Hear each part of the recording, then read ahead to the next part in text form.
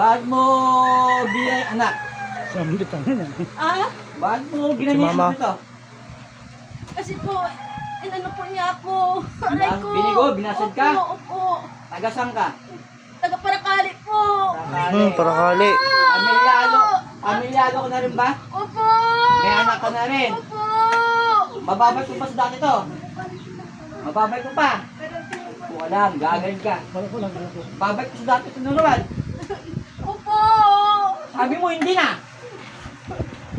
Tanggalin mo. Opo. Gamitin yung dalawang kamay. Hayop ka. Nagbigo na sa babae, pero naging ganyan. Ilan ba mo na? 62 na po. Diba? Opo. Lahay ka ba ng mga ulam, ang babarang? Wala po. Ikaw lang? Opo. Aling mga ulam. Diyan ka lang, gagamutin ka. Sige, ako lang. Sige, ako lang. Ang ganun dito.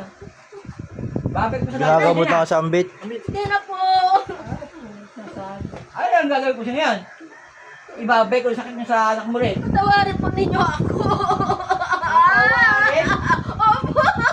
Yung ginawa mo sa bata, sinabi mo ngayon, hindi na gagawin. Patawarin po ninyo ako. Ganun lang ba yun? Tumanda na yung bata, hindi mo pa nilubayan. Patawad po. Ha? Patawad po. Dapat mangyayari dyan sa pamilya mo yan.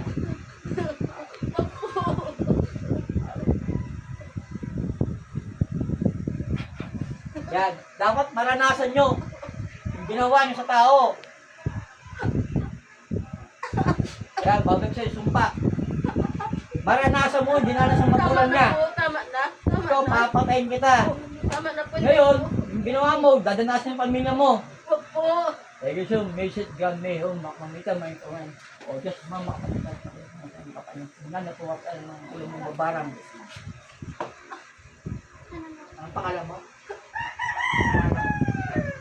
Ang pangalan mo? Ha? George po. George.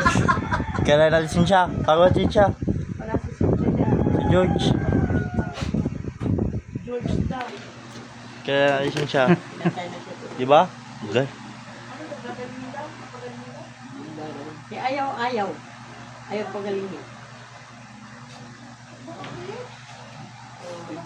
Ano? Same din yung sa